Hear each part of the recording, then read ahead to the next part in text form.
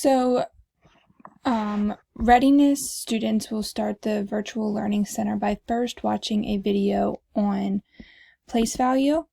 It is a brain pop video that just talks about ones, tens, and hundreds.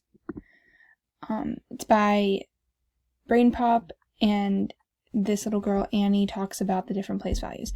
After they watch this video to help them recall their prior knowledge, then they will be doing this little chart here.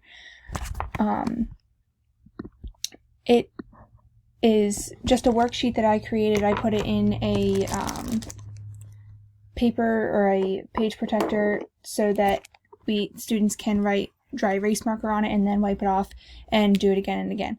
So what the activity entails is that they are rolling a dice.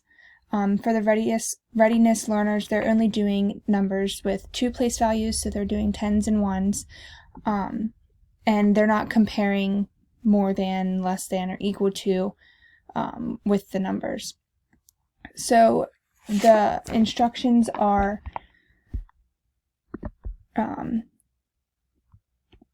roll it, make it, expand it.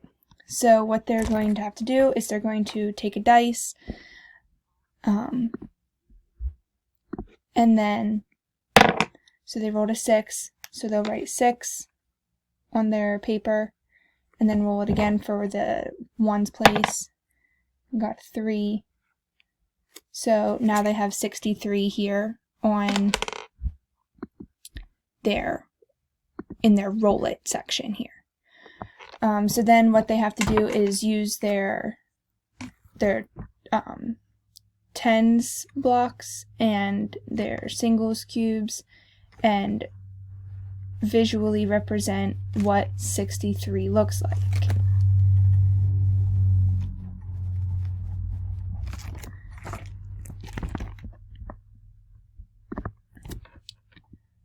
So you can see the expectation here of their tens and their ones, and then they have to break that into the expanded notation form, which they would have already learned in class at this point.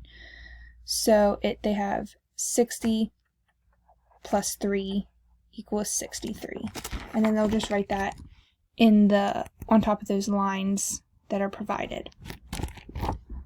You can see that here as well. They'll write 60 plus 3 equals 63, and then they have space to do this.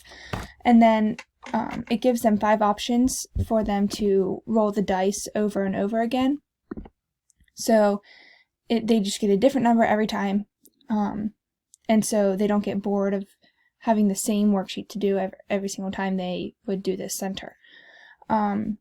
If students happen to be at home, they say, I can't print my paper to put it into my page protector, then I would just say get a plain notebook piece of paper and then just look at the template that I have offered, and then just write down the ones and the tens and still draw the picture.